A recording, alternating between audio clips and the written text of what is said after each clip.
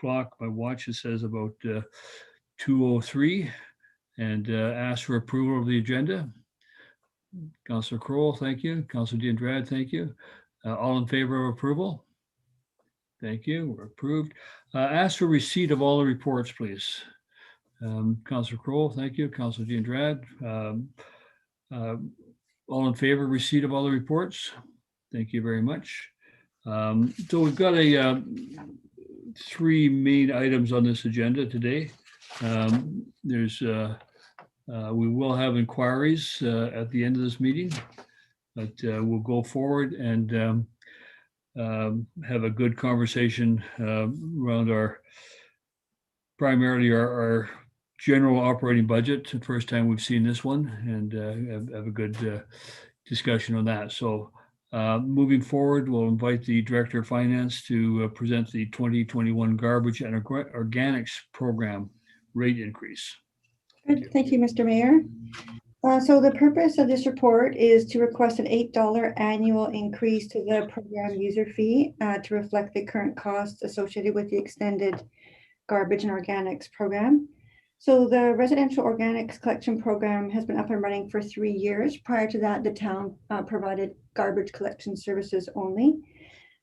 During that time, there's been quite a significant diversion of organic matter away from the landfill, which is terrific. And since its inception, the town and the contractor, we've been working together to find some ways to enhance the organics program in order to promote the usage and provide an increased level of service. And you're probably aware that the program includes quite a robust communications platform, which is helpful for people to know when garbage is picked up, when organics is picked up, and information that affects them. A more recent enhancement that we did as of July 2020, gosh, it feels like forever ago, is an adjustment to the caddy replacement program. Those are the curbside caddies. So that was an enhancement that we did, which really improved our level of service as well. Overall, the program's been really well received. And although it does include an opt-out option for the organics portion, an average of 97% of households have chosen to participate in both of the programs over the last 3 years. And so in order to continue providing a consistent level of service, we're recommending an $8 increase to the annual fee. This translates into 4%. There hasn't been a rate increase since the program was changed back in 2018.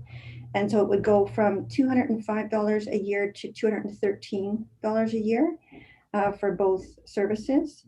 We also had a look at the costs associated with each part of the program. And there's going to be a shift between the two services, a shift the fees to align more with the cost of each service. And that'll see garbage going down a bit and then organics going up for the overall change of $8 per household. And so at this time, I'm recommending that council support that increase for this year. Thank you. Thank you very much. Discussion, council. Any questions for the director? Okay. Question I have, if I may, and that is, does this $8, this 4% increase meet the cost of the program, or does it create any surplus at all in the program? My reason we're asking that is I want to be cautious and that we're only meeting costs, and that if it was 3% or 2%, I'd be happy. If we're strictly meeting our actual cost of the program, then I'm comfortable with it. Thank you for that, Mr. Mayor. Yes, so the review I did is to get the user fees up to cost. I did base it on 2020 actuals, but not knowing we do have some increases expected in 2021. The tipping fees are going to be going up, and then there's also contractor obligations. So I did build in a slight adjustment for that, but it's very modest. And if that adjustment is in there, ideally that means no more increases for several more years, but it's very slim. Okay, thank you. Yeah, Councillor Kroll, you had a question?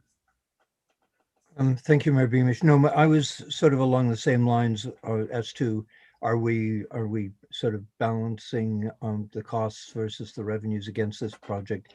And the only comment I would like to make is that, I think it's really significant the diversion that the town of Gibsons has made from the landfill, and the regional district, on the other hand, is screaming about how the tipping fees are going to be going up, and the landfill is filling, and they've noticeably dragged their feet with respect to the organics program. The only other thing I would like to see moving forward is a way that some of the commercial entities could be brought into the stream, because I know there's issues in the community where they only get an organics pickup once a week, and sometimes it's a bit problematic, and they tend to take the path of least resistance, which is sending stuff to the landfill. So perhaps going forward we could look at a broader scope, and I guess we would have to be dealing with the regional district from that point of view, with embracing commercial. Case in point, we had a brief tour today of the supportive housing, and obviously there's going to be organic waste from there, and I believe they probably fall under a commercial umbrella. So I think things like that we need to keep on top of, and if we can work in any possible way to bring them into the system, so much the better. I believe that the regional district is working in that direction. I think that they are working at controlling all of the materials going to landfill and fill, including from commercial sources. So I think that maybe the next year we'll see some new regulations from them coming forward. Perhaps our representative on the regional district board could drive the point home, because their rollout on the organics program, they use COVID as an excuse that they couldn't roll it out. And, I thought that a bit lame. Yeah. Okay, are there any other comments or questions? Does somebody move the recommendation? Councillor Crowell moved, seconded by Councillor Ladwig. Thank you. Further discussion? All in favor? Okay. Thank you very much, and thank you, Director. We'll move on to the next item, which is the 2021 water and sewer rate increases. These council has seen before, but I'll let you just introduce us and remind us, please. Thank you very much, Mr. Mayor. Yes, so this is a follow-up from the 2021 water and sewer budget presentations, and those, as you remember, were held on January 26th. And this provides just a summary of those presentations and the recommended rate increases that were presented at that time. And as a reminder, you are aware that the goal for the water and sewer is to achieve a self-sustaining fund. So we've been slowly increasing the rates to enable that, to reduce our reliance on grants, external grants, which are not always consistent, and then also debt. And so in order to achieve this goal, we're recommending a series of rate increases over several years. And that's as opposed to some really sharp, significant increases in a shorter period of time. And so the recommended rate increase for 2021 is 5%, and that's both for water and sewer, and that would apply to parcel tax and user fees. So on page 2 of my report, I have a table there that shows the changes to parcel taxes and user fees for a typical single-family residential property. And in this context, typical, and it applies because water has a variable component.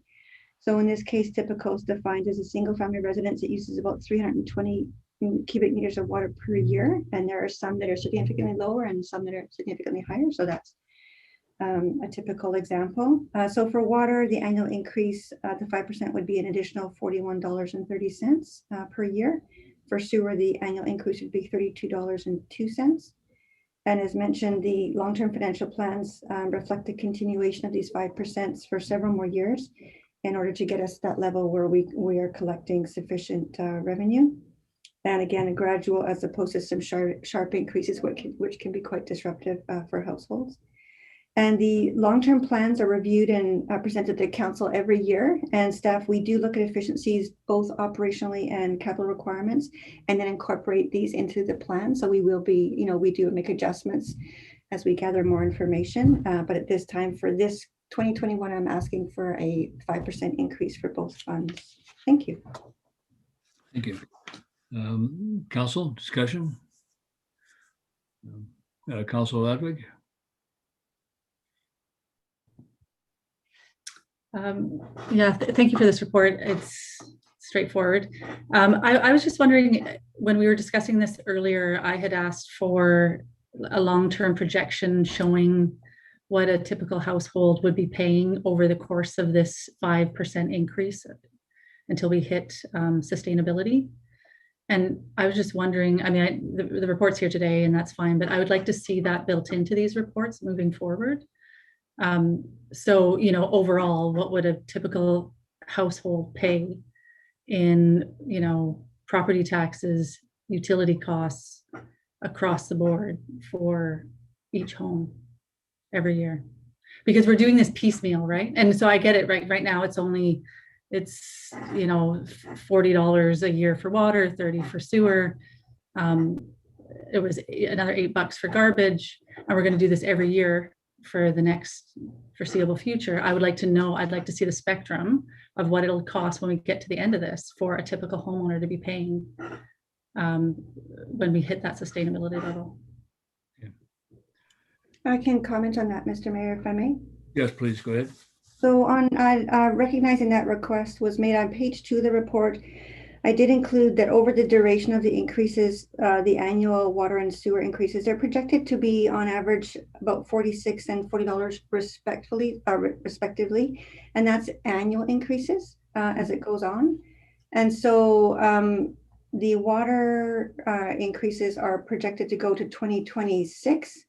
And that would end up for a typical user at just over $1,100 a year. For sewer, it would be, they go to, currently it projects out to 2030, the rate increases. And that would just be over $1,000 per year. But again, like we do adjust or review the long-term financial plans every year to make sure that, you know, we do incorporate some efficiencies. And ultimately our goal is to, if that's, you know, required, what it's going to cost to run the fund, that's the ideal revenue we're going to be collecting. The alternative is a reduction in level of service. Did you want to see that laid out in a table, Councillor Ladwig, or is that sufficient? I would prefer to see that as along with, like, are we you know, planning other, is it going to be $8 every year, for example, for the compostable program? You know, what is the inflation rate for taxes? Like, it'd just be nice to just to see that in a table, just to see what a typical household will be paying. Yeah, hard to project the taxes I know. because we don't know every year, and nor do we have any control over those other people who add to our tax bill. But certainly this water and sewer could be projected out in a table and easily enough. Do we not typically have a 2% increase in taxes every year, or is there not a? No, last year we did because of COVID, but we recall that prior to that we'd been projecting just over 5%, and then we actually reduce it. And the regional district is totally different again, sort of thing, as to how it works. So and this year we don't know what the tax increase will be. Hopefully we'll be able to keep it down again, as should be our objective. So, yeah, Councillor Crowell. I certainly appreciate what Councillor Ladwig is asking for.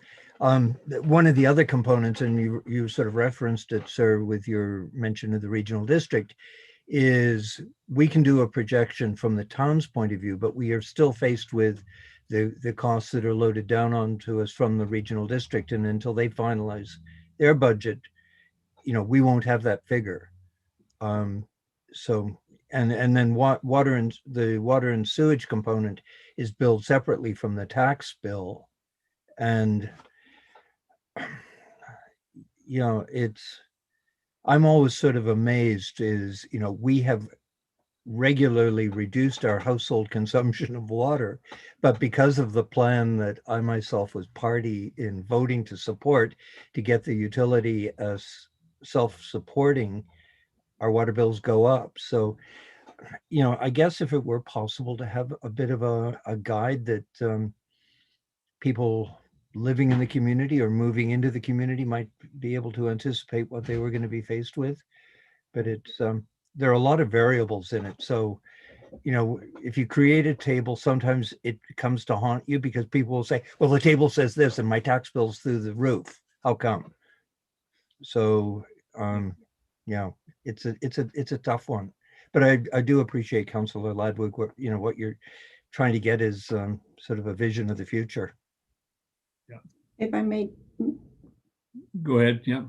Thank you. Councillor Cole makes there's been some really good points made. From a taxation point of view, the other issue that comes up is the change in assessment. And the change in assessment as your property is in relation to the average change in assessment. So it's very tricky to project out taxes. From the user fee point of view, for water, because I'm referencing a typical household, there's quite a range in terms of what the volume of what people use. So when we do put a table out there and it's referenced, there's going to be, I think like Councillor Cole had said, that people will look at it and go, well, mine's way higher or mine's way lower. So I wouldn't want to add angst inadvertently with someone who's much lower or give a false impression for someone who's much higher. The long-term financial plans are public and are showing a 5% per year over, like I said, for water to 2026 and for sewer to 2030. If someone that individually wants to be able to figure out what that is for them, adding 5% per year over that for their specific household would give them a good indication if their, in terms of water use, is consistent, and in terms of if they don't add any other suites or other additional user fees on their property.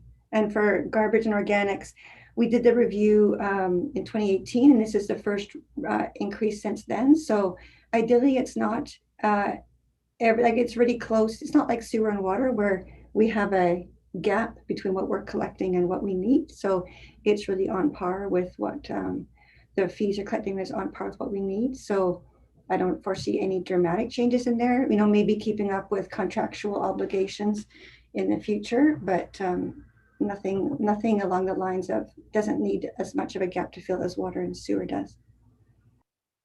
Councillor Dean Drive. Thank you. I understand that the 5% annually is a projection for us to catch up, right? Instead of being reactive, we are proactive, and if we can maintain. But I wonder if there's any damage if we decided to drop the increase this year, just because a lot of people are struggling, and even it's just $80, but around $80 or 70 something, it is a lot of money for someone that is struggling. And since this is the projection is on top, so next year is going to be further. So what's the consequence if this year we choose to have a break? If I may, Mr. Mayor. So if there was no increase in taxes this year, I'd have to go back to both the operations and the capital project budgets to see what we would have to adjust. Potentially, if there was enough in operations, there wouldn't be an effect there. Potentially, it would impact the capital projects that are planned. We'd have to look at it. Okay. Sorry, if I can make one comment. There is a time-sensitive issue on this one, however, because for the user fees to be effective by the next billing cycle, the bylaw needs to be adopted by the end of March. So there's a bit of a time crunch there. So the timing on this one was to bring a bylaw to the March 2nd meeting, a council meeting for 3 readings. Thank you. Councillor Kroll. Appreciating what Councillor Andrade was saying, we're trying to get a system that is sustainable and maintaining itself. And, we cut our budget last year to accommodate COVID. The regional district cut their budget to accommodate COVID. Sooner or later, we're going to have to do a catch up. So, as much as I hate seeing, my personal expenses go up, I think it would be more prudent to work with the people that have trouble paying than jeopardize the success and the security of the whole system. Because I think the Director of Finance, we didn't have that many people this past year who couldn't cope with their taxes. And now, admittedly, we had minimal increases, but sooner or later, the piper has to be paid. And if we keep deferring things, it's just pushing it on to another year, another generation. So, I think there's a time we have to say that, we have to bite the bullet and just you know, we've had incredible successes with our water and sewage system. I'd hate to see it jeopardized by, you know, sort of robbing Peter to pay Paul. Yeah, my view of this is that this plan was put into place in 2018, 17 or 18 before we came on council, and it is intended to get us to sustainability. Working with the regional district, I can see the shocks to the system that happen there, and some significant shocks are going to happen this year in terms of the increases, some in the 20% range in terms of water and things of that nature, and that's catch up. That's just to pay the operating costs to get to true cost. So I have greatly appreciated that we are in a place where we have a plan that will get us to sustainability by 2026 and 2030. And at that point in time, yes, we should look at it and revisit. But I would really argue to keep going with that plan and not, the only other option is if you don't do it, then you keep on then that plan, those dates go out and becomes, instead of 2026, they become 2027, or they become 2031 sort of thing. And my suggestion is we try to save money or reduce taxes on the other end, property taxes, as opposed to the consumption taxes, which is what these are. These are reflecting first people's use and the cost of that use of a service in the community.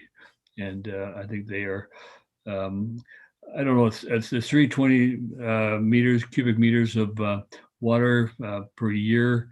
Is that Director of Finance for a single family residence typical? Are you looking at a couple or a family, or what was that looking at?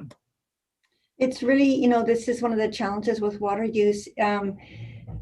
Different households, you could have a family of 5 that are incredibly good at conserving water and they use a really low amount. And then you could have a couple that have a really large garden who use significantly higher. So it's really, we've learned over the years, it's actually quite fascinating to see water use when you talk to people and look at what their consumption is, that there really is no typical or average. Like you can't say a house of 3 uses this much water, because it's all about behavior. Yeah. And like I said, for what we do see though is strata units, they use a lot less because often there's 1 or 2 people in the household, and not as much outside lawn or garden. So it really has to do with the property and the use as opposed to the number of people in the household. Thank you. Any other comments, Council? And does somebody want to dive in and move the recommendations? Councillor Crowell, seconded by Councillor Ladwig. Further discussion? I know there's always a tough one. It's always a tough one when you're raising, but we have kind of gone down this path of saying we're working towards sustainability. And there are other areas I think we can cut in terms of the budget overall. Okay, call the question. All in favor? Yeah. Okay, thank you. So that will come then to us on the 3rd, will it, Director of Finance? Yes, I think it's March the 2nd is when, so this will flow through to March the 2nd recommendation, but I'll have the bylaw at the same meeting. Yeah, and I appreciate hearing the discussion from council on this one. Thank you.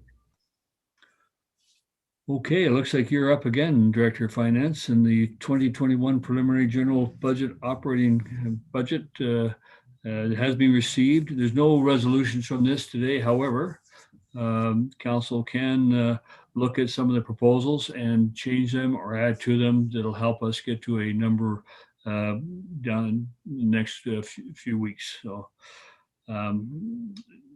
Director of Finance, I'll let you take this one away as well. Thank you very much, Mr. Mayor. So the purpose of this report is to provide the 2021 preliminary general operating budget for the committee's review. And the general operating fund, as you know, it's a big one. And this captures the costs associated with providing municipal services to residents and property owners in quite a large number of areas. And that includes council, corporate admin, ICBC, and driver services. We provide that service. It includes the financial services, planning services, protective services, and infrastructure services, which is another very large section of this budget. So overall, the revenue for 2021 from all sources, that includes taxation, grants, and other services fees, is just budgeted to be just over $7 million. And this is an increase of about $69,000 as compared to last year. Total expenditures, debt payments, and transfers to reserves are budgeted to be just over 6.8 million, or an increase of 53,000 higher than last year's budget. And this would result in a net surplus of 152,000. And this can be used to finance either current year capital projects or the plan, additional transfers to reserves to increase our buffer there, funding requests that council receives from external organizations, or additional consideration that council or committee may have for this budget. Note that we're going to bring the general projects plan to committee for review on March the 16th. So that'll be in about 3 weeks or so. And so I'm not going to go through this in detail because there's quite a few items, but I will touch on some of the main revenue and expense items. And we've got senior staff in attendance that they can answer questions council has along the way. So I'm going to go over to page 4 in general revenue, and general revenues comprise the majority of the town's revenue, the big one being property tax. And so this budget, I've included, budgeted just over $3.4 million in collection of property taxes. And that includes the reflection of the new construction, which represents just over $19,000. And that would have been equivalent to a 0.6 tax increase, which isn't necessary because that's basically just from growth, which is helpful. I've also embedded a 2% tax increase over the 2020 budget, and this is to cover contractual obligations that we have in different areas, as well as inflationary increase. And to remind you, a 1% tax increase for general equates to about $33,000, so not a huge amount of money, but so keep that number in mind if you're thinking about percentage increases. In the other general revenue section, the one change this year is going to be the regional district and the fee for service that we collect for the green waste operations. And there's a reduction in this budget. It reflects 6 months of revenue as opposed to last year was 9, because as you're aware, the RD is looking at transitioning the green waste services over. And at this point, I budgeted that we would be providing that service up until the end of June, and then we would be collecting payments from the RD to match that time frame. And so that's what is based in this budget. Rental income, you're seeing a bit of a drop there of about $33,000. And there's two components. One is, the old library and marine room last year's budget had the reflection of the rental we got for the cold weather shelter. That wasn't put in that space this year, I believe, due to COVID. So that's a drop, but it's because the service wasn't there. And the RCMP occupancy fees is another one. You're seeing a drop there. This year it's going to be down to about 129. And this is a reflection of an upcoming refinancing for this debt issue. And so these are funds that we collect from the RCMP and basically matches the debt. So there's no impact to town funds at this point when it comes to this, but we're going to be seeing a benefit of the lower interest rate environment on debt. And so that one's going to be refinanced in April, and it will affect the 2021, 2022 budget. There's going to be a bit of a phase in for the effects on that for the principal and interest payments. So if I move to infrastructure services down on page 5, the revenue in this area is budgeted to decrease of about 17.5%, or about $60,000. And this area, the revenue is really development driven. So I'm dropping the estimate for subdivision fees from 15,000 down to 7,500. And also servicing agreement fees have been reduced to about 40,000. And both of these are conservative estimates because the revenue that we collect in this area is dependent on the timing of development. And if we don't have any control over that. So we tend to estimate quite conservatively in this area. Can we stop there for a second and just let's just give council a chance to ask questions on any aspect that you've covered already. So Councillor Ladwig.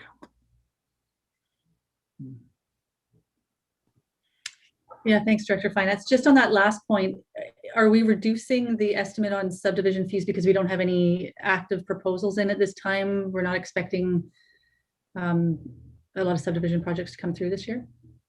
So and it's a bit, sometimes, like I said, it's because it's dependent on developers' timing. We do project out, and some years we're able to have a bit more certainty in terms of what we can see on the horizon. Other years, not so much. It's the same with servicing agreement fees. We had some large projects pay us servicing agreement fees near the end of 2020. So there was a big increase there.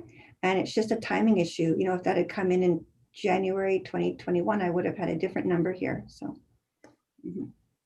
Right. So just simply put, it is based on fewer proposals at this time. Yes, yes.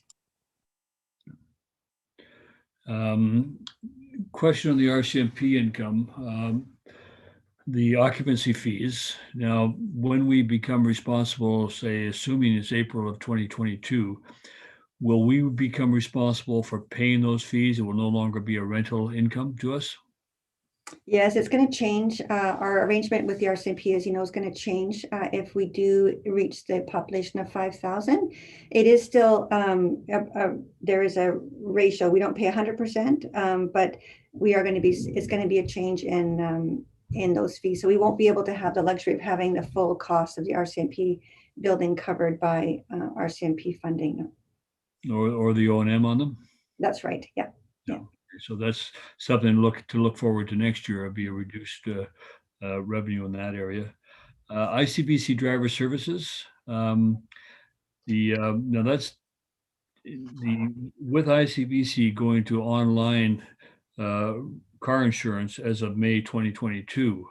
It's not going to affect us this year, but again, that's something we need to look forward to in terms of May 2022. We're going to have reduced income, I would assume. Have you had a chance to look at any projections in that area for next year?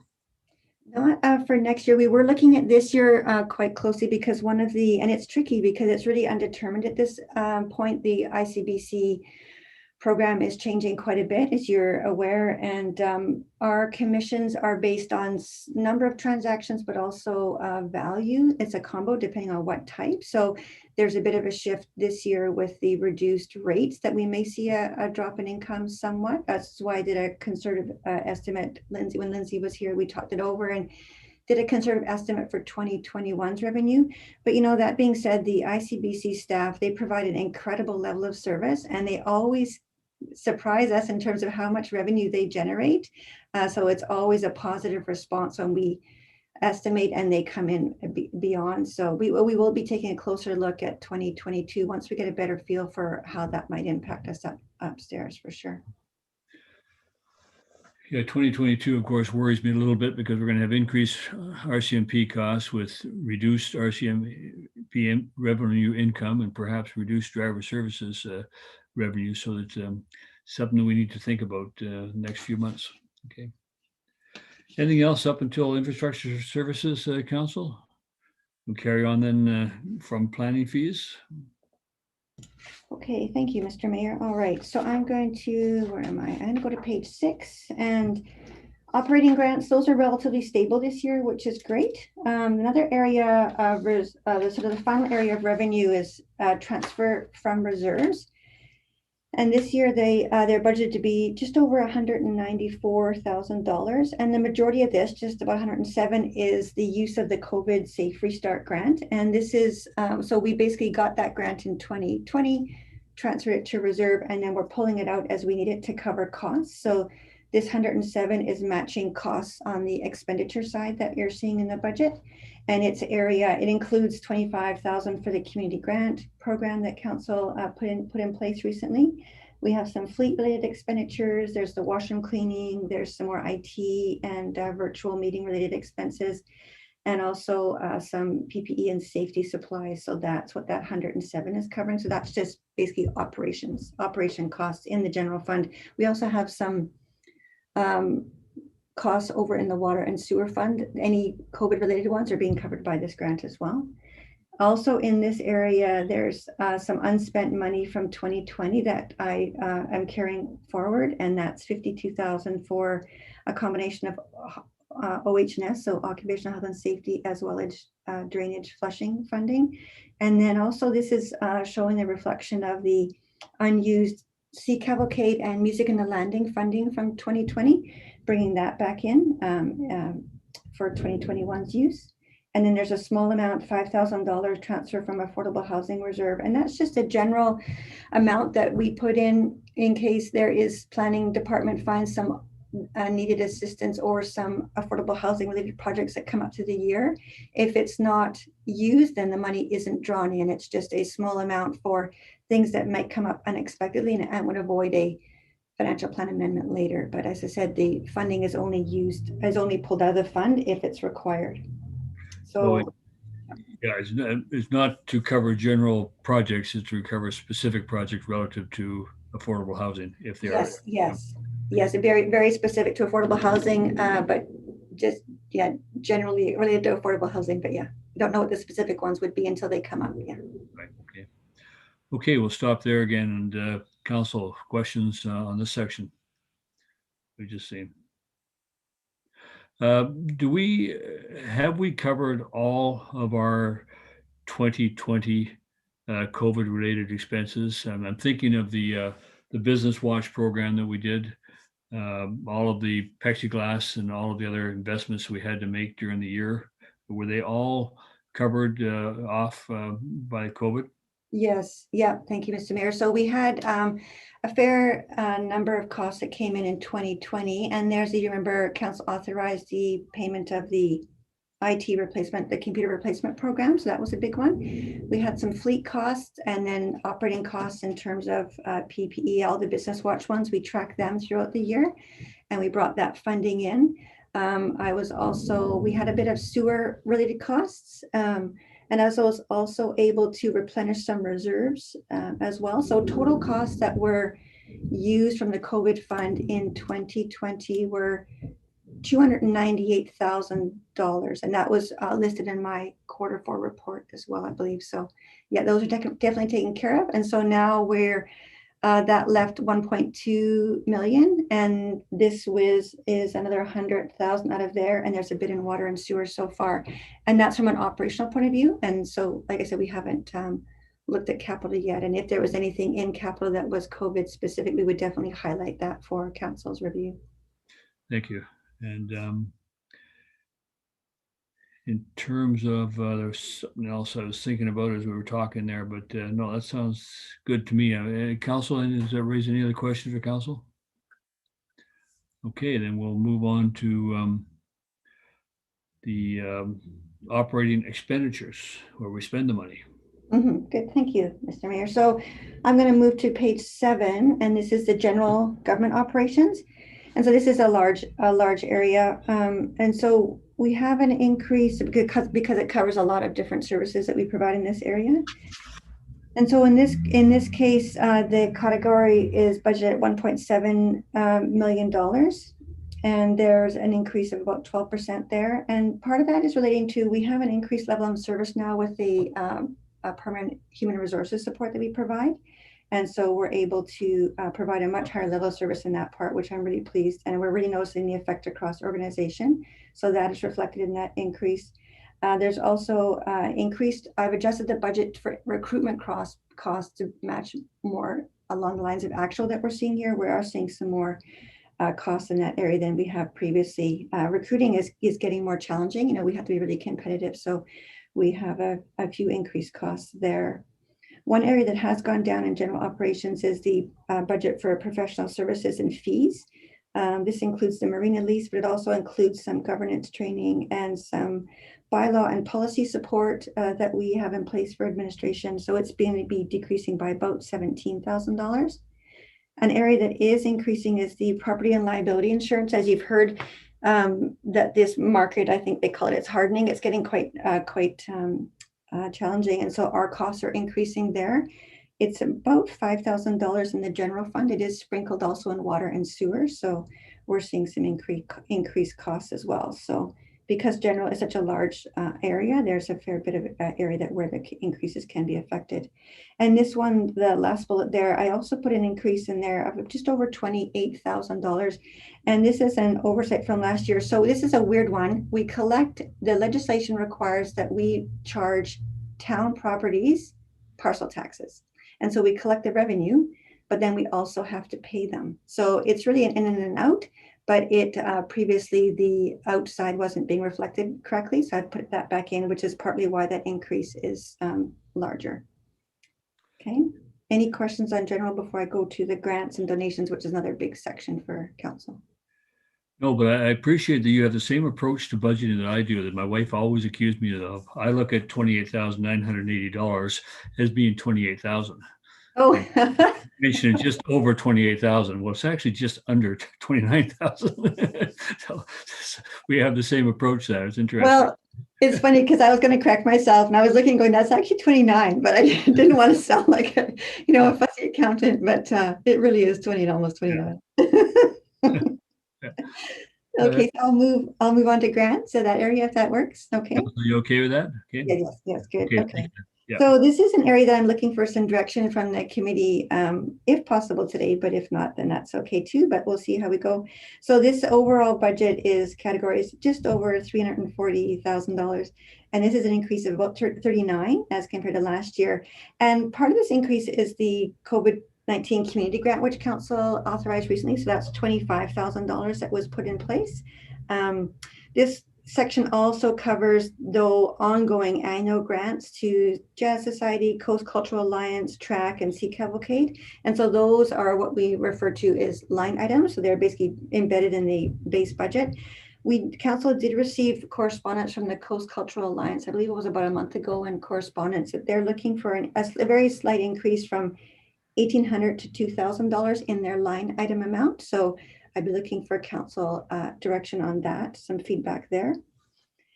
And in this case, I have shown the Sea Cavalcade funding at 15,000, and this is really the funds that were not used in 2020. We're pulling them back in, and this is in the event that the restrictions for the pandemic ease, and maybe there's some opportunity for festivities in the fall, or it could be repurposed, or it could just be saved again and then brought back in next year, depending. It's a bit of a challenging year for budgeting. I thought last year was challenging, and this year is challenging in a different way because we're not really sure when this thing is going to be ending.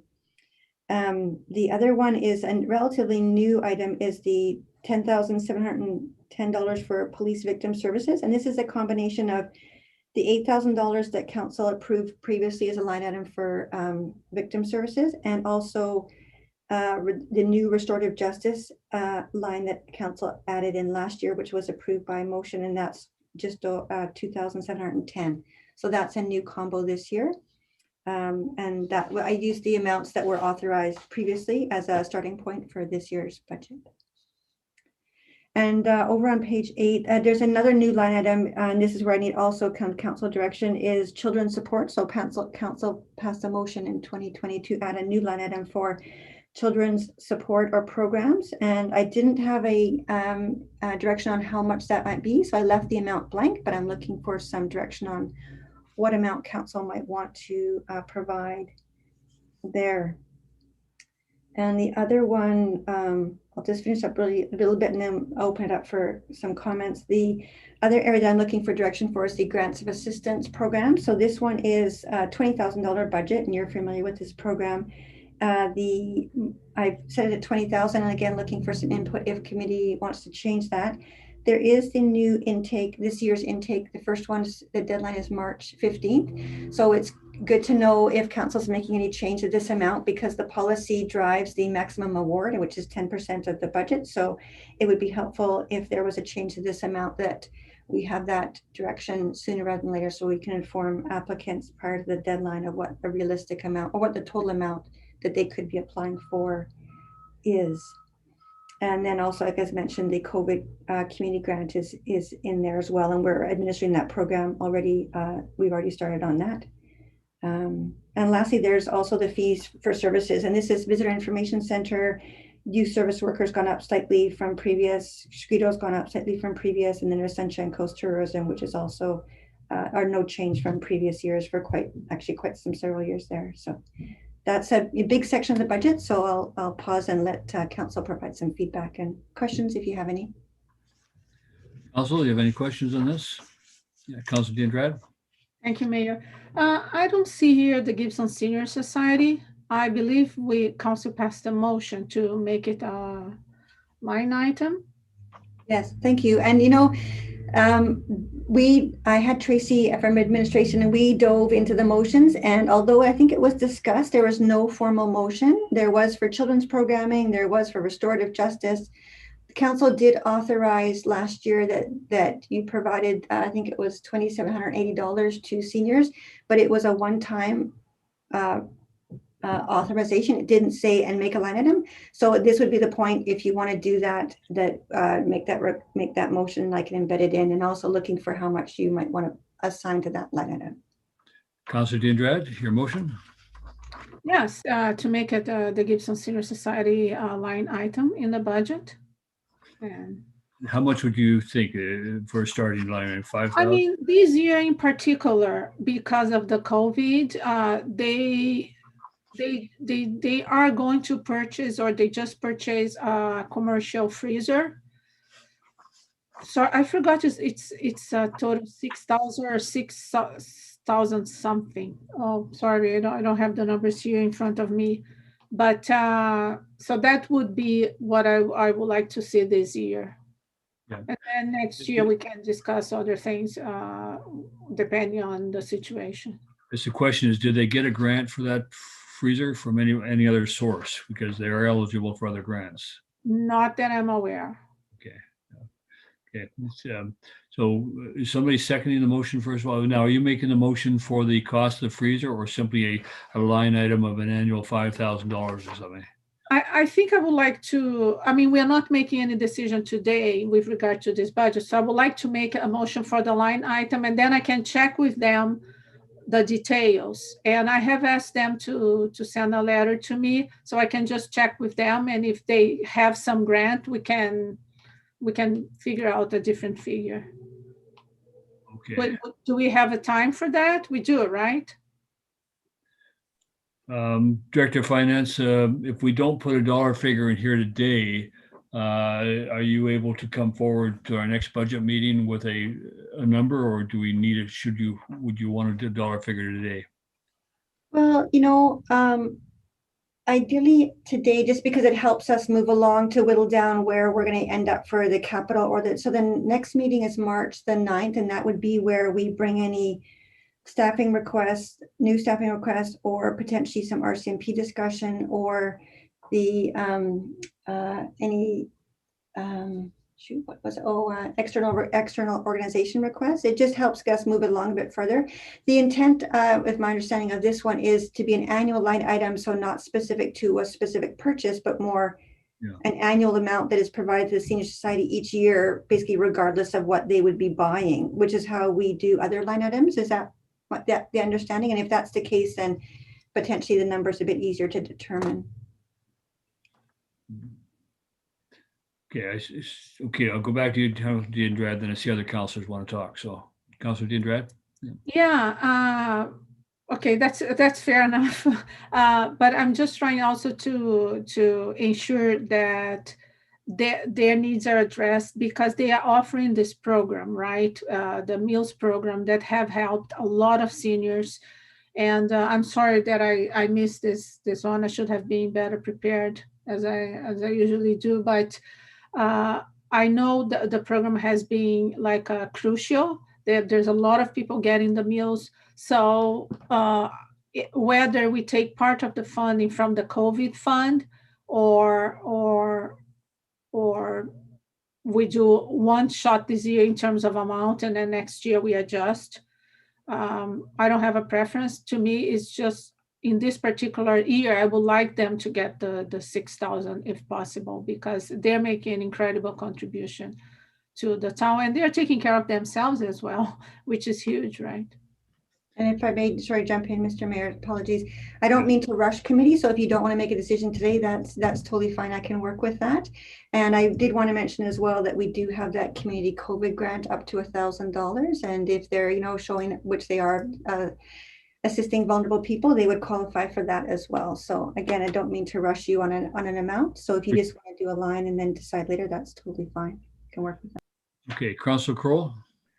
Thank you. And this perhaps is for Councillor D'Andretti. And just last year, I thought it was last year, we also gave them $4,000 for their new dishwasher. Yeah. So they had actually $2,800 or $6,800 last year with the dishwasher and the money we gave them for flooring. Just a question that I have with regard to seniors. My understanding was they rent out their commercial kitchen, and in exchange for the rental of the kitchen, the meals that are sold get prepared. But do they have an actual revenue stream from the rental of that kitchen space? Well, they do have enough that they have to pay the expenses, obviously, and not for the chef, for the person who is going there to cook. She also has to make some revenue. And last time I spoke, because at the beginning was a trial program, everybody was satisfied. So the person was making enough money. The meals were at basically at very cheap, and basically a little bit over cost price, and the society is still able to manage the expenses incurred with the cooking. So they do. For me to bring any number, I have to come back, because I had some figures before, but not all the figures. Okay, Councillor Ludwig. I fully support having seniors as a line item in our budget, but I would be more comfortable if we had a line item that just said senior support and didn't necessarily target one particular society. And the reason I say that, and I feel the same way about children's support as well, the reason I say that is because the senior society might not be the only society that's servicing and benefiting seniors.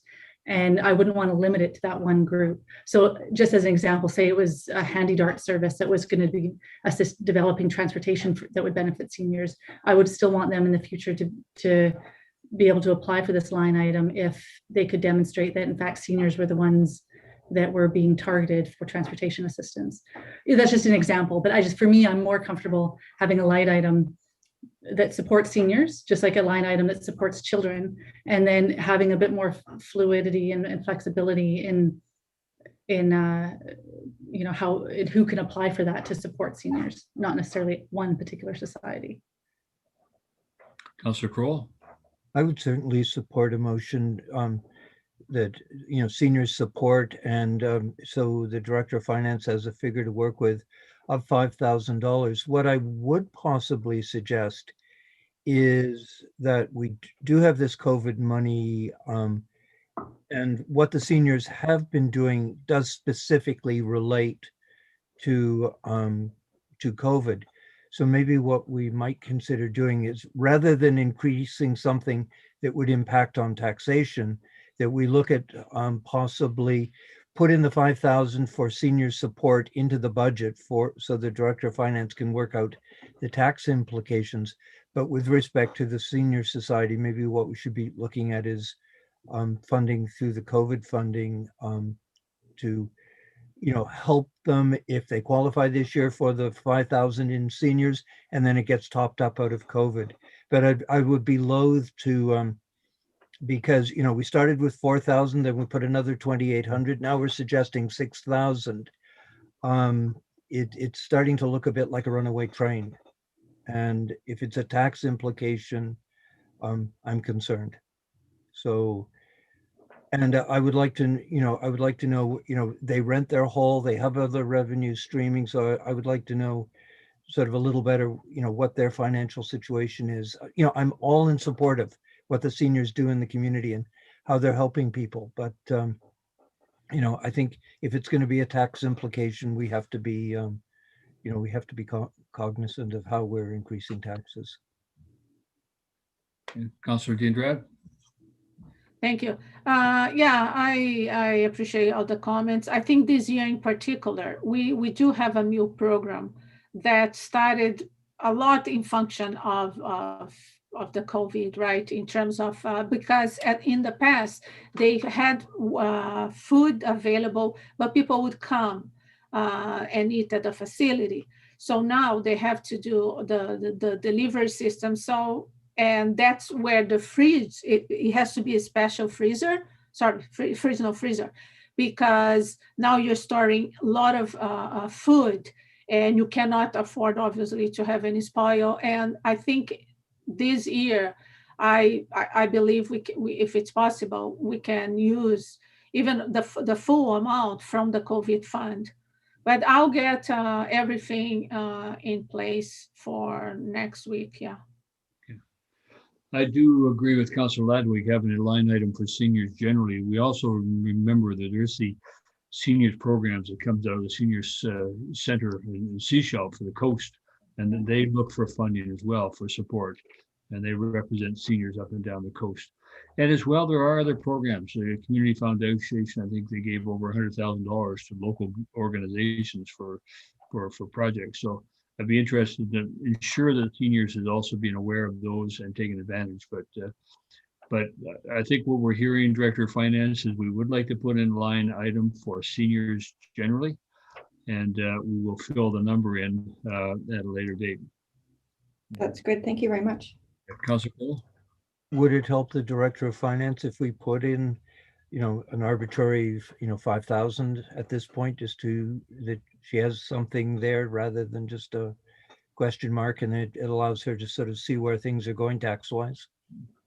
If I may, Mr. Mayor, so based on the discussion that I'm hearing and the uses for this funding, this specific to this year, and it sounds like if the payment is made to a senior society, that would qualify for the COVID funding. And so for them, there's no impact on taxation. It would, of course, impact in future years. So 2022, because this is an ongoing item, is where the tax impact would be. So honestly, at this point, I would just wait until you guys have a number, and then it would depend how much of it is related to COVID. If it's specific to the senior society and it's based on what the information that's been provided, then that to me qualifies under the COVID grant. So the taxation effect is dependent on how much I can fund it, how much it matches the COVID requirement. So it's a bit of a tricky one until I know what the payment's going to be made for. But I can definitely add a line in, and then that can be fine-tuned a bit closer.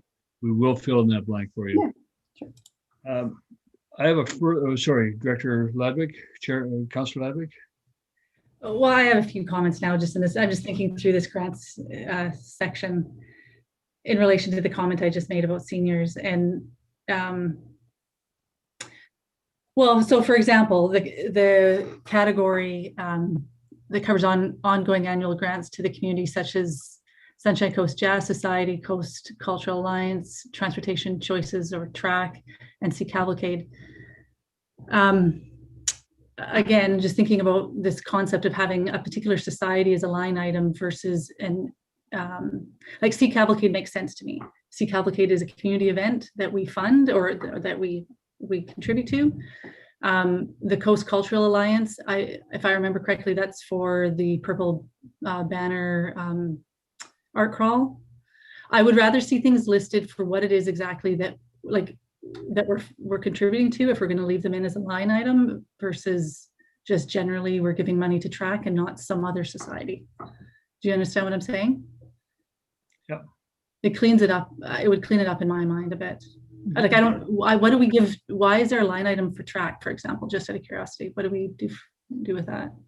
Part of these line items come through as a result of our other policy, which basically says that we will not fund organizations on an ongoing basis through the general for the general grant. So but there's still organizations that need to be able to kind of have a basic operating capital or have ongoing programs on an annual basis. So they became line items. And I remember when Sea Cavalcade became one, it was primarily to fund the fireworks, $8,000 or $10,000 to fund fireworks, and that went up over time. So that's why they become. So they don't have to come back every year and justify their expense. We simply recognize that program is going to go forward, and that's why that is done like that. So. And I don't have an issue with that. I'm comfortable with that. I think it would be better if we actually, instead of listing the society, we listed the community activity, like the event that we're funding. Because we're not just giving $2,000 to some society for any particular use of funds. So there must be a reason for it. Like Sea Cavalcade is our event, or it's a big event. So yeah, that's all I'm saying. I saw, I'd like to know if Manny was going to comment on my track question, actually. Cielo? I maybe the track was because of the organizing the back to work week, which is turned into a back to work month, and it was always very close to the grants to come.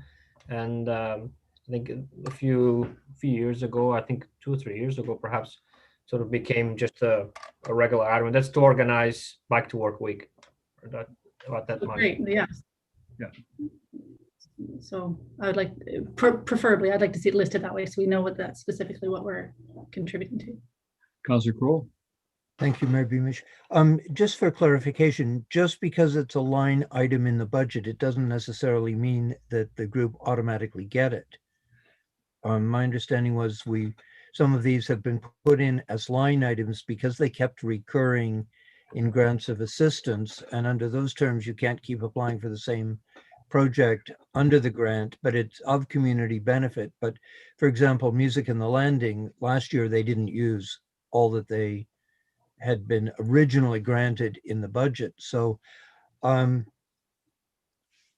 I correct that just because we've budgeted this money, they still have to come and say, we're doing, Bike to Work month, we need this funding, is it available? And we say, oh yes, we have a budget line on it, and you get it. But if they don't do it, and it does, They don't do it, they don't get it. Yeah. and if it doesn't just mean because it's a budget item that they automatically get it, they have to request it, and if they don't use it, it's still available for other projects. That's why CCAP, okay, money's still there and things of that nature. Councillor Dean Dredd? Thank you. And I just want to remind that we live in a aging community, so seniors, it makes up about 50%. So I think this is also an important figure to consider.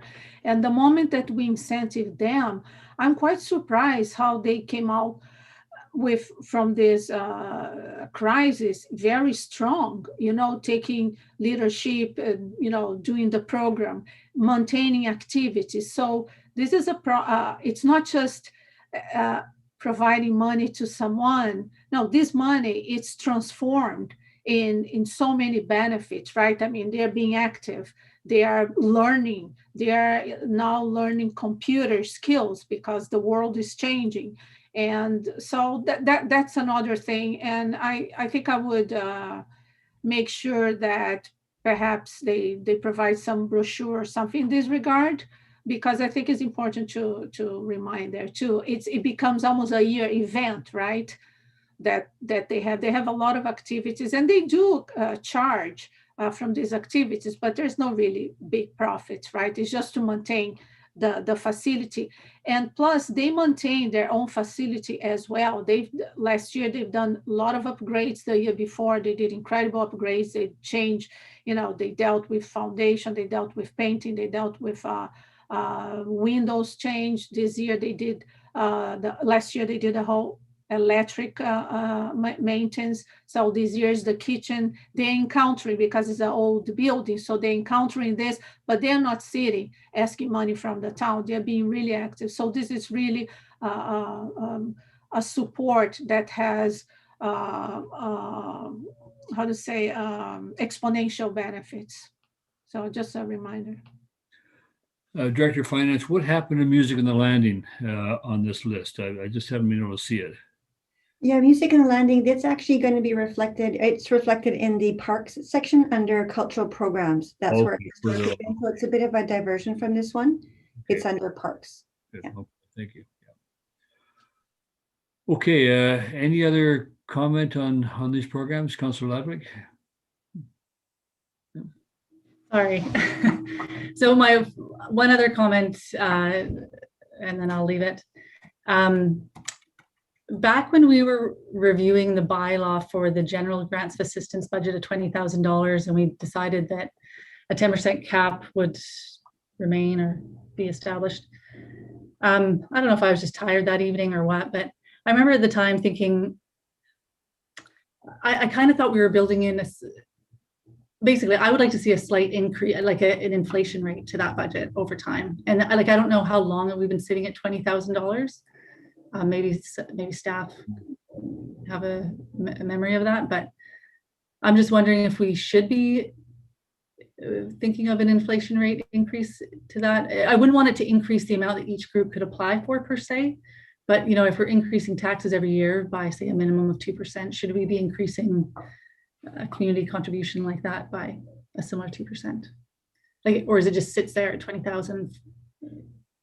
I think that if I'm not mistaken, and I'm not looking at last year, but the year before last, I don't think it was all taken up. I think at the end of the time, we when the September round came, we had some extra money, and we gave it all to seniors at that time, so as I recall. But 20,000 seems to have been enough. This year we have the $20,000 plus the additional 25,000, which is a different pot of money, but and a different process. But maybe this year is not the time to be adding increase. But I don't disagree with you. It is a way of recognizing the costs for all organizations increase, not just ourselves. CAO? Through you, Mr. Mayor, it's been 20,000 ever since I've been here. Yeah. Always been 20,000. Yeah. So But- maybe we make a note of this for next year. I agree with you. Maybe this isn't the year then, but maybe That being said, a lot of the items that are now line items used to come out of that $20,000. Yeah, so that like the looking at, for example, the victim services or restorative justice, that used to be part of the $20,000. And we said, well, rather than make them apply for it every year, let's make them a line item. So that created space within the 20. That's something to think about. Yeah, I'll bring it up next year. We'll hold you to that. So. Okay, anything else on that? Okay, seeing none, we'll let you carry on, Director. Thank you, Mr. Mayor. So if I may, can I just get a bit of, I want to make sure I've got the right information before we pass this section. So no change currently to the grants of assistance, keeping it $20,000. And you're right, Mr. Mayor, previously we go through waves on this one. For several years, we had oversubscriptions continually. And then for the last quite a few years now, it's been undersubscribed. So it really does depend on what's happening in the community. And you're right, a lot has shifted out of there. So inadvertently, it has actually increased. So I'll keep it at 20,000 unless I hear otherwise. Yeah. For Coast Cultural Alliance, they've requested a slight increase from 1,800 to 2,000. Would council want to provide direction of that at this point? I would support that. Yeah. Do you need a resolution on that at this point, or just a direction? Resolution is always helpful. That way I can record it for future. So we make a resolution. Councillor Kroll moved, or Councillor, and then Councillor Ladwig seconded. All in favor of that? Thank you. Good, thank you. The other one was, so I've got the motion for seniors programming or support. I'll bring that in as a line item, but with no amount until I hear that. But in terms of children's support, does council have, our committee have any direction at this point on how much that would be? Because right now it's also sitting at 0. Or do you want me just to keep that the way it is, and then you'll bring that back in March 9th as well? Was that for? Does anybody specifically remember? Was it a general item for? I mean, we've always had the duck pluck and things like this have come forward for children's support, and some things, say, from the ant farm or the art farm. Councillor Ludwig. Yeah, that conversation is a bit fuzzy for me as well, but I think it was because children also includes youth, I think is what we were thinking at the time, wondering whether or not, like, if we're going to be supporting, one demographic in our community, should we be supporting another one? And there wasn't a lot in our programming that was targeted towards youth, I think, was sort of how that conversation went. Having said that, I'm not sure exactly who would be applying for that funding and how it gets used. CAO? My recollection was that we had a conversation around the child care plan that was approved last year, and whether we're putting aside some money to implement some of that. We talked about playground installations over, we've got very little of that in our neighborhoods. But that probably show up as an item on the capital program. That'd probably be appropriate here. And I note that we fund, recently you approved the extension of the youth services contract with community services, which is run out of the GAC facility. Sorry, there's one other item, which is around the daycare facilities that the town provides both land and the facility next door, which is highly subsidized. But we haven't been able to capture that amount and that type of policy fully yet, but it's coming in the form of an update to the purchasing policy, which is social procurement aspect of it. And it's a recommended action that those types of supports and subsidizations be recognized in the policy, so it's more clear when we're renewing agreements and so on. So those are the areas that have come up from my recollection. Thank you. Councillor Kroll? Whoops, sort of further to what the CAO was saying. As I recall, we kept having applications from actually the daycare next to the library coming into the grants of assistance. And I think that was another reason for putting in something related to childcare. Yeah, correct. Councillor, everyone wants to talk. Councillor Ludwig, then Councillor Diendrade. So yeah, as soon as CAO was talking about where this conversation came from, I do recall some of it. As far as park infrastructure goes, they play facilities and stuff like that. How would that work from this? Like, who would pay for that? Wouldn't that, like, how does that work? Like, I fully agree. We don't have enough of that kind of infrastructure around our community. But how would that work in this case? Who would apply for it? And you know what I'm. In this case, what we're talking about now in the context of the capital program would be the engineering department applying and through parks on upgrades to park facilities to support the community needs. We've got very little street furniture in these parks or any type of playground. There's a facility here and there for the most part. I know that Seashalt happened to work there at the time, and even the school board have gone through a process to upgrade all their playgrounds, and they're all fully accessible. They got the rubber mats and so on. They're very nice facilities. They cost a bit of money, but it needs a bit of planning. But there's, so that would what we're talking about specifically. In addition to that, in the community amenity contribution, the policies that's coming forward, we haven't noted that yet, but likely will be a list associated for council to prioritize, identifying what types of things you want to recognize. And so, and lastly, when a new subdivision comes in, as in the case of Gospel Rock, because they're providing the whole set, the playground is also included, and they will be providing that. So if I can, so I'm just wondering, so that makes sense to me that the engineering department would be applying for it in a way, but should it be a grant then, or should it just be no? Be capital. It would be capital. And so that's kind of what. We might apply for a grant ourselves externally to an agency, for example, but not to council. That would already come through when you approve a capital program. It would include an item on the 5-year plan for that. Right.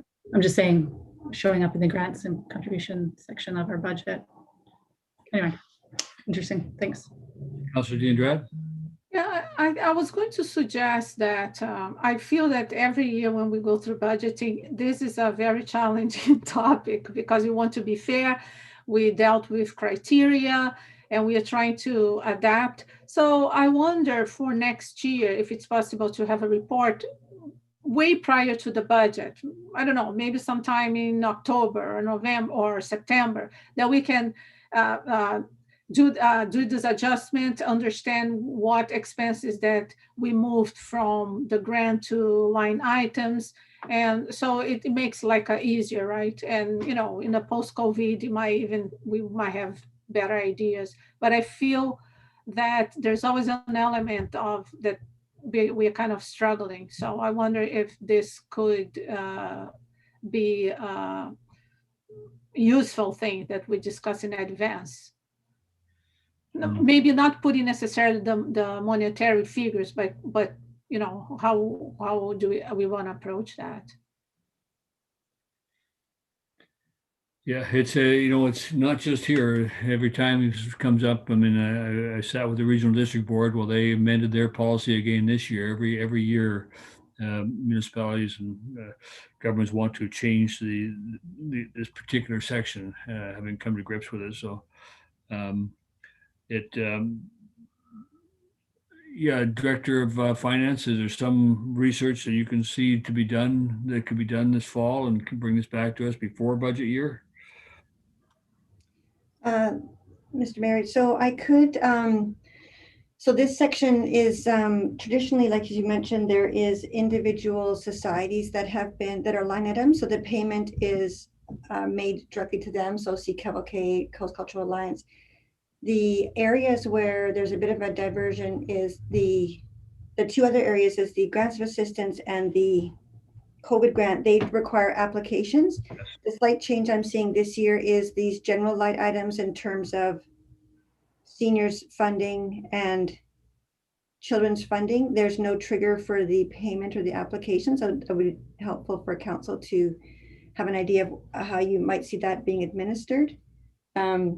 But if I can go back, I mean, I can basically provide a summary of here's the sections, here's who gets paid. I will definitely enhance the description. So track would be Bike to Work Week, Sea Cavalcade, that sort of thing. I could enhance that.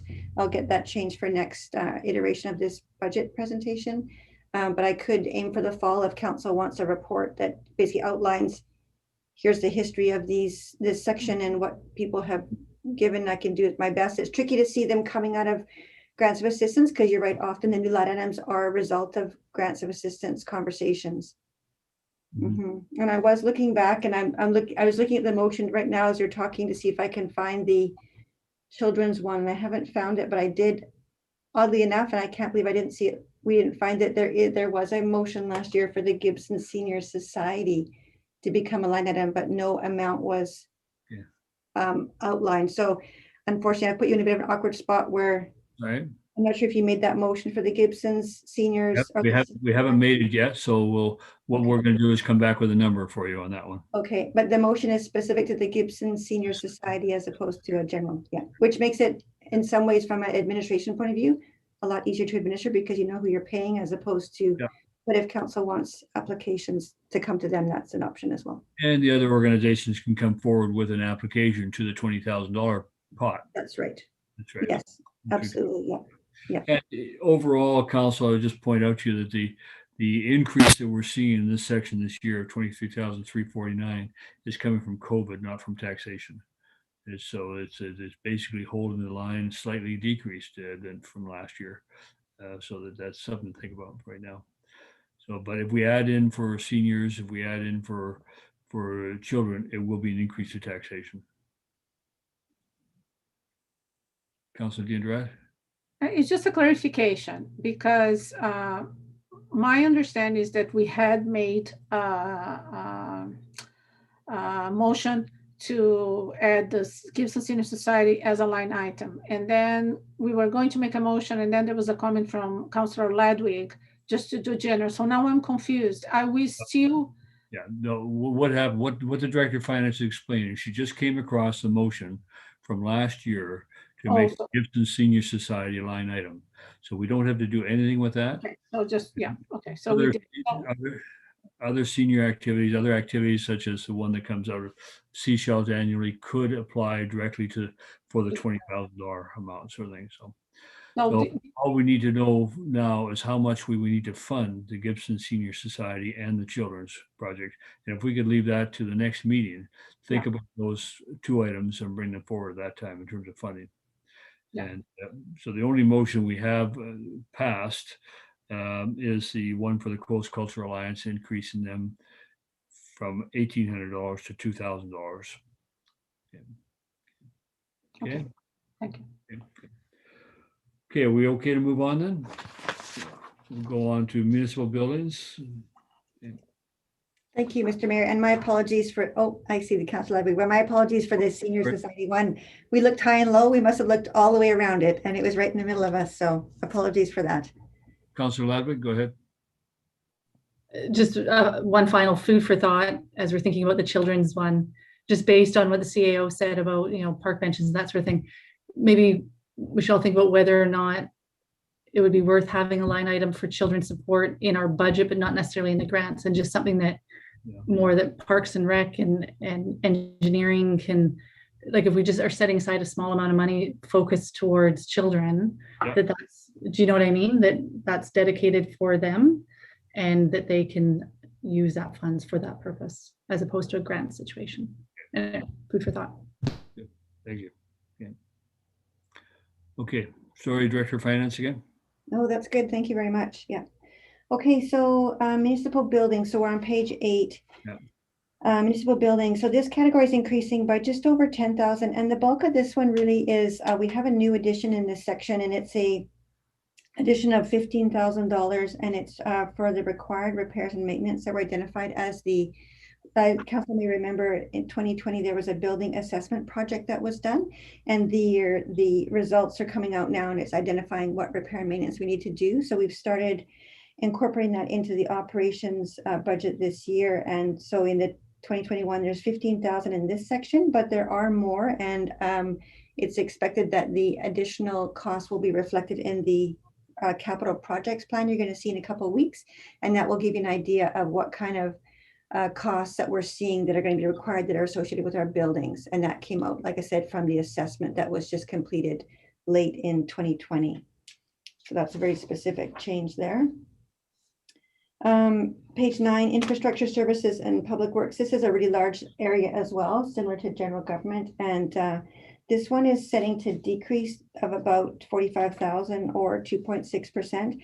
And a lot of it is, the changes are in terms of, are driven by where staff is assigned, which cost centers they're assigned, be it roads or drainage or water or sewer. So that often will generate some fluctuations in this section.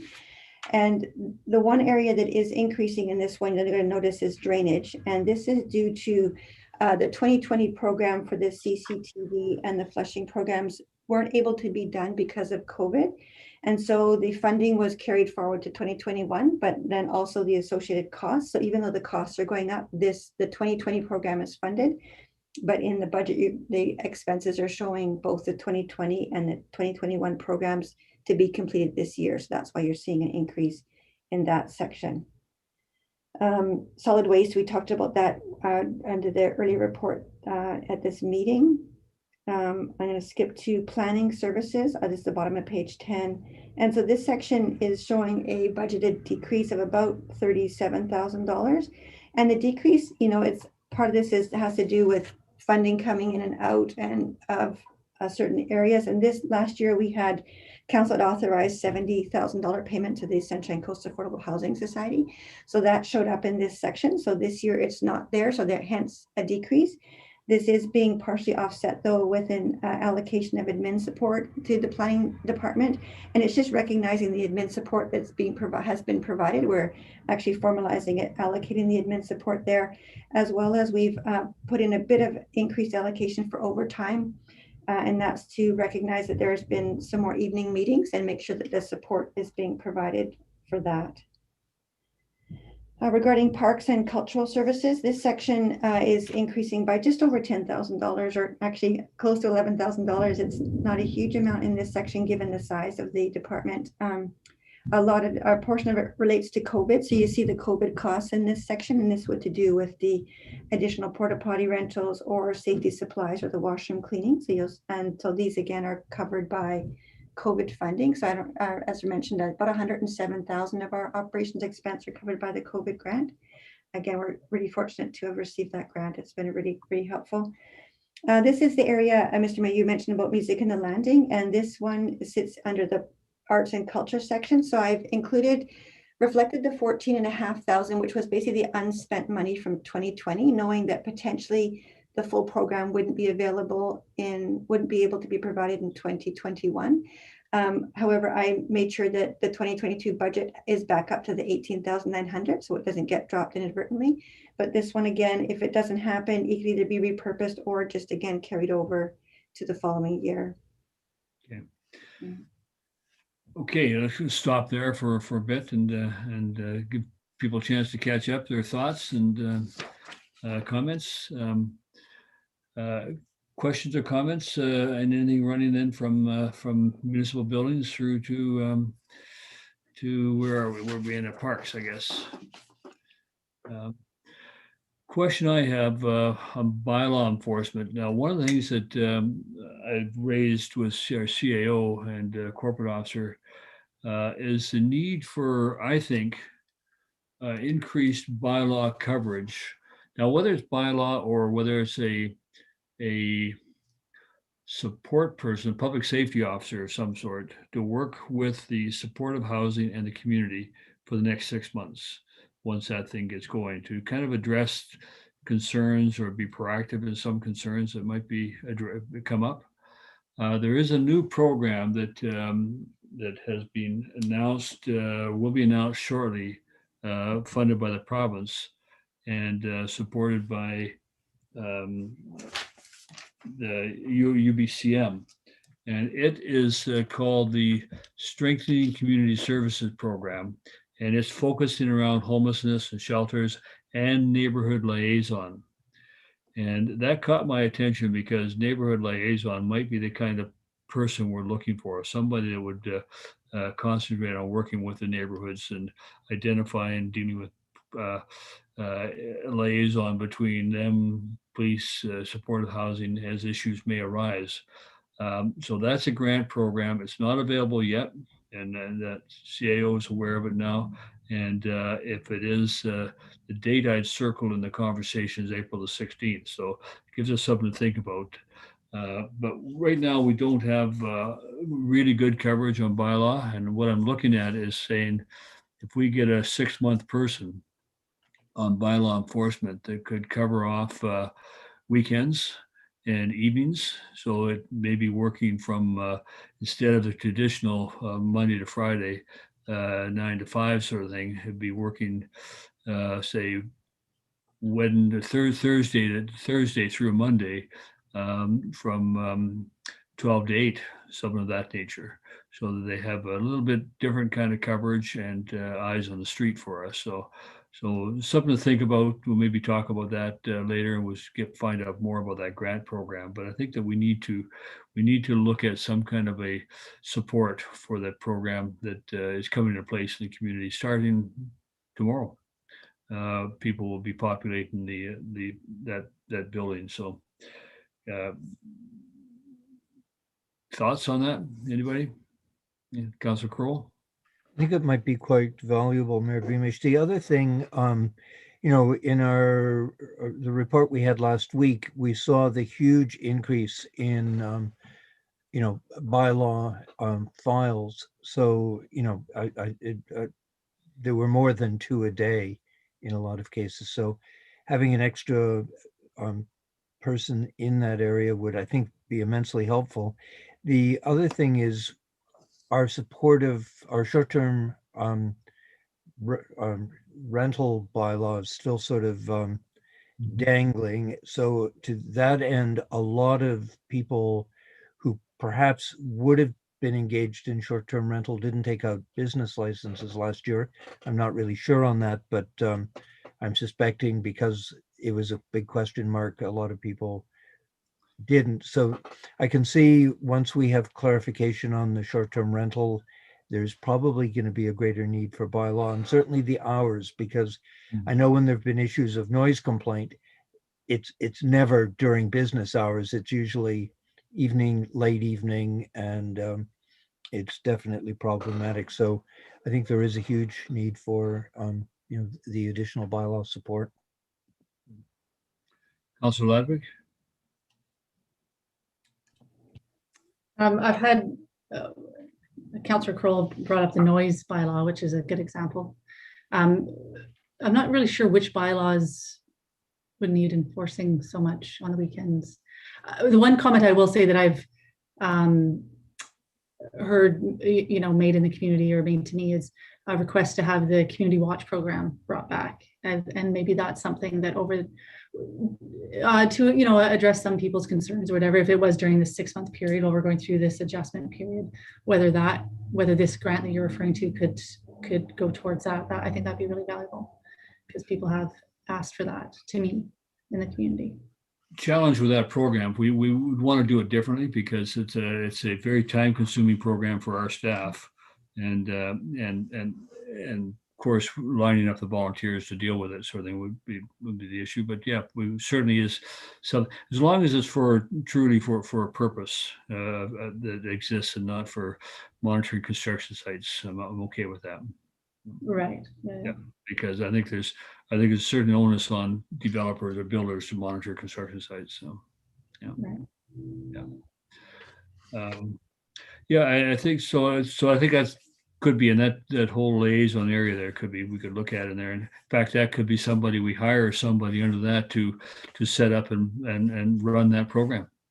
It'd be part of that program. I think that'd be a good idea. So it depends upon volunteers coming forward again. Our primary cost in that with them was the criminal records check cost, which I think are still valid for a certain period of time. And then the cost of gas, we paid them all gas, or whether and that's what the cost was. Councillor Kroll? Just with reference to the criminal record checks, if it's volunteer, the criminal record checks are now being done through the local RCMP. They weren't being done at the time of the watch because of COVID. Right, okay, yeah. I had conversation with the RCMP yesterday, and they are now doing criminal record checks.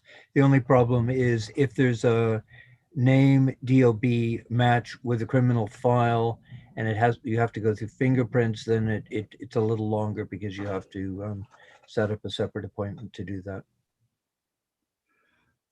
One of the areas under public parks and cultural services that I'd like to address, and we did have it referenced in the public art policy, and that's the whole question of public art, and so that we have a very limited, slow-growing public art reserve.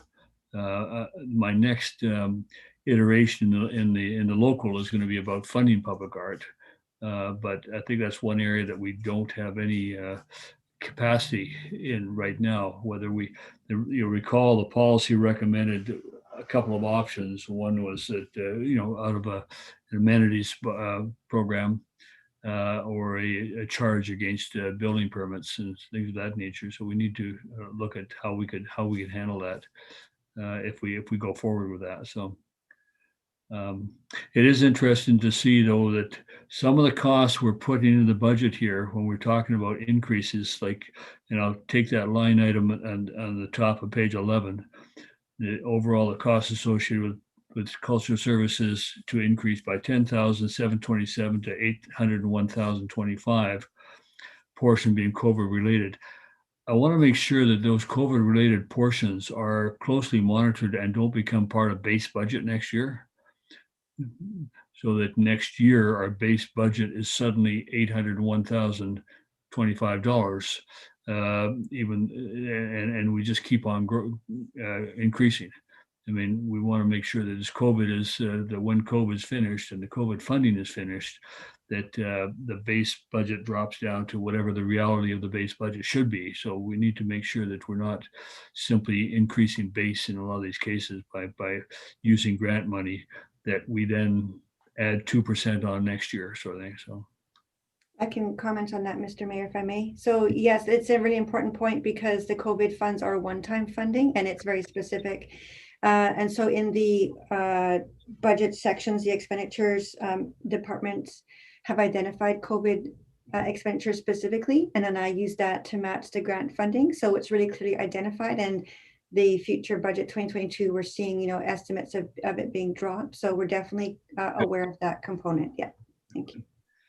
And the music in the landing, Vera Chan has been in touch with me, asking me what I thought. And I said, well, we need to see her report from last year, what was effective, what worked. I like to keep the money in there because I think at the end of all of this, regardless of whether we have music in the landing, we need to have a celebration. And we need to kind of recognize, I would say we need to recognize our essential service providers. We need to kind of do that as some kind of a coast-wide free day of events and activities that when we can all get out and shake hands and hug and be friends again. We need to be able to have that ability to unwind. And so I'd like to make sure that that money's in there. And if not that money, maybe some of the COVID funds could be used for that purpose in the future. So we could lobby government on that. So I saw a hand up, I think. Councillor Ladwig, go ahead. Yeah, didn't we used to have a line item for the art gallery? This is back. Sorry, this is back to your comment on art, and I agree that I don't know that we do. I think the only thing we do with them is we give them the tax free, and then they apply for a grant. They get the tax break on the building. Then they apply for a grant, and it's not as a line item. If I may jump in, Mr. Mayor, actually, they previously that was the arrangement, but I think it was maybe 2 years ago that council approved a line item for Gibsons Public Art Gallery, and it was one of those ones where they often would apply for grants of assistance over and over because they have different programs. And council, I don't know if it was this council or previous, that made the decision to put them as a line item, and the amount is $2,000, and that's in the grants section of the budget. Oh, I must have missed that one. Yeah. Okay, we were looking at it. Okay. Yeah. No problem. Okay. All right. Thank you. Well, then we do. yeah, sorry, I must have missed it too. Sorry. Yeah. So, but yeah, public art is one area that, interestingly enough, I can tell you that the article we had in the Coast Reporter there recently, or not the Coast Reporter, but the local, had generated a number of comments from different people relative to public art and different views. And our public art committee is quite engaged with those comments, and it's very interesting to see. And Councillor Kroll, I referred them to the Sydney program, which is available on their website to look at. It's a very interesting public art program there that they have. So, okay, but we digress. Okay, so Councillor Diandrad? Maybe it's a digression, but just a curiosity. I know in the past you presented some minutes. Are these the only minutes We haven't had a meeting since we presented the policy to council, because we're waiting actually for council to approve the policy. And then the next steps of that will be, okay, and now let's go forward. And you'll recall that one recommendation was that we make the mural in Weingarten Park, the fix or replacement of that mural, a priority, or just a paint over. I mean, it's unfortunate to see art that deteriorates to Roman culture status, that we really do need to do something with that. So, but that was all part of the recommendations. So perhaps if it's all these comments could be compiled and shared with council. I know we live in our art community. I mean, I can only expect, right? And so, it would be nice to. It's an interesting conversation. Details where the community is going with art. Yeah. Sure. Okay. Other comments at this point? Let's go to fiscal services then. Thank you, Mr. Mayor. Yeah, so this is another big section. And so this includes bank charges, debt servicing costs, and transfers to reserves. And this area is going to be projected to decrease by just over $91,000. And there are some ups and downs in here. So the increases are transfers to vehicle and capital reserves, a slight increase by about $32,000. And this is funded by the COVID funding, as it relates to additional fleet costs that we have with physical distancing, because staff can't share fleet vehicles right now. So we are incurring additional costs. So that qualifies under the COVID grant, which is really helpful. This section also includes a transfer to reserves of, we budget ahead for upcoming municipal elections. So each year has been just over $83,000, and that's consistent with last year. And then also there's a 1% taxation value set aside annually for asset replacement. One of these days, I'd love to get this one increased more, but it's always generally such a challenging budget. So I'm really glad that we have at least that going in, and that's going in every year, and it helps us build our bit of a reserve for annual asset replacement. The reduction in this area has to do with debt servicing costs, and we have two issues that are where there's changes. So issue 110 It was a 10-year issue back in 2009 that covered road rehab. And this has been fully paid now, which is great. So it means our annual servicing costs of 37,000 and change are no longer required. So that's dropped off. And also, like I mentioned earlier, the RCMP building issue 113. So this is being refinanced in April. And the original rate was 3.56%. The MFA is expecting the new rate to be 1%. So it's quite a significant drop. And it results in an overall projection of about $51,500 on the debt servicing costs. They are adjusting. So the interest costs are going to be going down. Interestingly enough, the principal is going to be going up slightly because the MFA provides this actuarial adjustment. So that's being tweaked as well. But overall, it's a reduction. And these costs, as mentioned, are covered currently by the RCMP. So, yeah. And so that sort of covers all the main areas. I do have balances there that are unaudited about funding sources and reserve balances and debt balances for your reference. And just a proviso that these are unaudited and they're pending the finalization of the 2020 audit, which we're just working on that right now. You'll notice on page 14, the communication section, it's quite extensive because it really shows the program that we've been putting out for communications associated with this year budget. And so we want to make sure you are up to date on all of that area.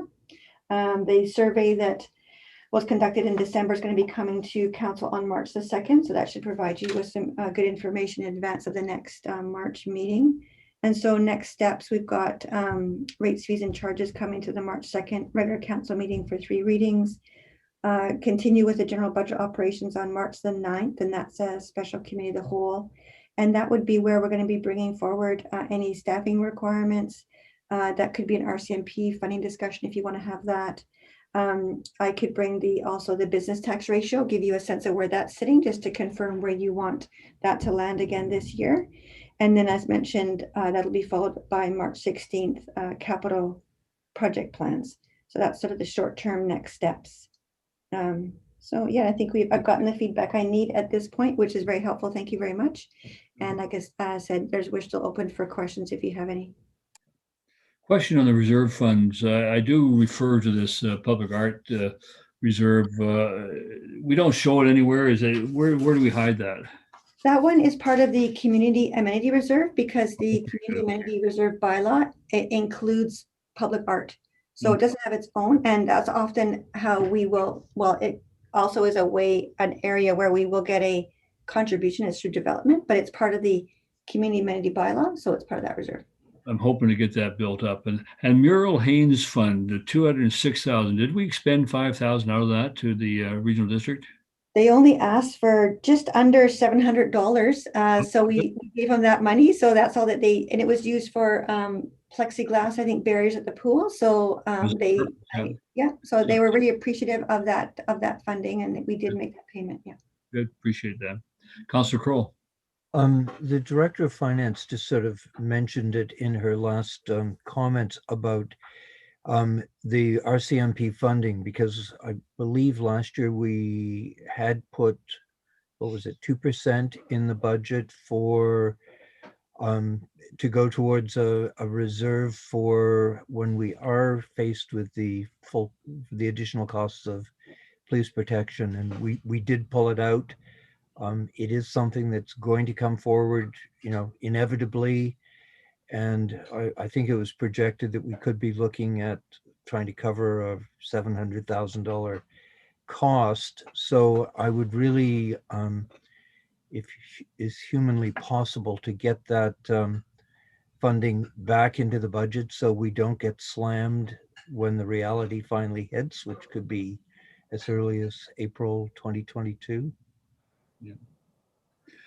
I think the Director of Finance did manage to find some money to put into reserve for RCMP costs, but yes, we should be considering adding to that again next year. I don't see that as which I actually don't see we're going to put enough money in there to soften the blow, but we should put money in there for transitional costs of whatever, and maybe even we require some outside help to get that all set up and work with. But yeah, transitional costs for sure. So that I have, and I think we need to reiterate that a little bit closer with the province.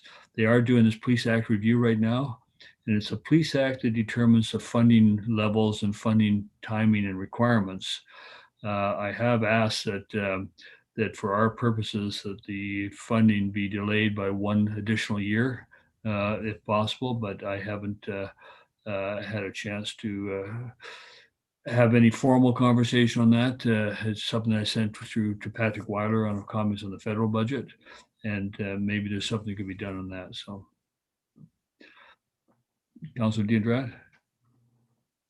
Just a clarification regarding the Gibsons public market. I understand that they receive their donations through here. Is this what it is about? And if the Soundtech funding, the yearly funding is here as well? No, we don't. My understanding, we don't fund the public market ourselves. All the money you see going through our budget is flow through. Yeah. It's from the donations that they receive, and they come through the town. I don't know if we take an administrative fee for processing those or not, but they do flow through us. Yeah, but the Marine Soundtech, the funding that we provide, is it here? Because I don't see. Is it part of this 150 or is it another column? That's a separate number. That's, Separate number. we Yeah. contract on that one. The town does. Also, it's not. Also, okay. That's right. Thank you. Councilor Ladwig? Little side topic here, but just while we're on the Muriel Haynes fund, we had an update from the SCRD on. No, we asked the question, and they were going to get put some money. I know what you're going to ask, and they were going to put something together. It came in, I guess, at that time, but they were just starting their budgeting process as well, and they said they would get some costs for a separate room. I thinking about that. Whether or not it becomes a stick-built room or becomes a portable addition to the facility to provide some dry space for youth programming and youth activities associated with the pool. I think that'd be great. I do too. As someone who has attended multiple birthday parties there, it's something the community really could benefit from, young families. Yeah, so if you could continue to Yes. keep your thumb on that, I would appreciate it. Well, thank you. Yeah. Any questions from the comprehensive tables that are provided and attached here? Did anything jump out at council on those? At this point in time, I guess maybe Director of Finance, you could just give us that number. Where are we? Is it 2% plus or minus that we're looking at right now in terms of any budget adjustments, or is it? When I read through this, I see transfer. I mean, what are we at in terms of a percentage increase for taxation based upon what we've been talking about? Sure. So this budget that I presented today reflects a 2% tax increase, property tax increase, and that frees up just over $150,000 for the capital projects plan. But I'm really glad that Councillor Diandrad mentioned the harbor project. So that is a commitment that council has made, and that's $25,000 a year. So that will come out of that as well. You'll see that at the March 16th meeting on the capital projects plan. So that really leaves, so a 2% tax increase with the way it's sitting now, without the adjustments yet for children or seniors, depending where the funding comes from that, it leaves about 125 net for other issues. Yeah. And if we put money in for the seniors or the children, that would come out of that would reduce that 125. That's right. Yeah, that's right. And maintain 2%. That's right. Yeah, and that just what that does is it means there's less funding available for the capital projects plan, which you'll be seeing in March. So, yeah. Okay, Council. There's nothing at this point in time. We've passed one resolution. I don't know if there's any others we need to pass. This was just received for information today. Councillor Kroll. I would just like to thank the Director of Finance. I found, having sat at regional district budget meetings, and I know it's a different process, but the Director of Finance really does give us a good overview. concise, clear information, tables where appropriate, backup information where it is necessary. And I think it's, you know, I have trouble balancing my checkbook, and I think she just does an absolutely brilliant job. And, you know, Yeah. kudos to our director of finance and her staff, because I know it's a team effort, but, you know, everyone coming together and giving us such clear, concise information to work with at this point is brilliant. Councilor Dion. Yeah, thank you. I just wanted to add, it becomes a easy reading as well, because budgeting can be like, you know, not everybody has the budgeting background. And even though I had some, but not extensively, but still, yeah, the reading makes, and the description of the items, not only the tables, it makes actually quite pleasant. Having my coffee, and that was, you know, the morning highlights, and oh, budget. No, seriously, it was not like, oh, budget. It actually was quite pleasant. So I just want to put there, it's a challenging job to make it pleasant. So let's put it right. Thank you. Thank you so much. I really appreciate the comments. And I have to give kudos to the senior management team, because they give me all of their departmental information, and we work together. So I really appreciate it. And I'm really glad to hear that it's, you know, not super, super boring, because it's hard to make numbers jazzy. So I'm glad it's really clear information for you. So thank you for that feedback. Yeah. Well, thank you. And thank you for putting up with us. Okay, so we'll move on then to the next item on the agenda is inquiries, item 4. So go to our corporate officer. Corporate officer, are there any inquiries? Just Mayor Beamish, I'm not sure that you had a motion to receive the report. We did. We did a motion to the front of the agenda Oh, to yes. receive all reports. Yep. Thank you. I just wanted to be sure. Okay, so we will open the floor to inquiries from the public. If you wish to speak, we ask that you limit your question to about 2 to 3 minutes. And if you can just raise your hand by hitting the raise your hand button at the bottom of your screen, I will let you into the meeting.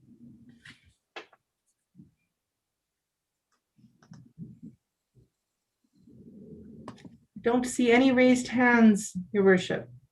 There is one. Okay. We must have answered all the Oh, questions. No, there is one now. Okay. Oh, that's, I think that's you, Councillor Dandridge. Oh, is it me? Yes, Did I- you. Yes, it is. Yeah, you want to have a question? Okay. Now's your time. Yeah. Yeah. Okay, seeing none, the next meeting of the regular committee of the whole will be held on Tuesday, March the 2nd at 3 p.m. And a motion to adjourn, please. Councillor Ludwig, Councillor Kroll, all in favor of adjourning. Thank you very much. And thank you for those members of the public and staff who bared with us on this. It's always an interesting time of year. So we'll look forward to the progress of the budget this year, and hopefully 2% remains 2%. Wouldn't that be interesting? That'd be really good. Okay.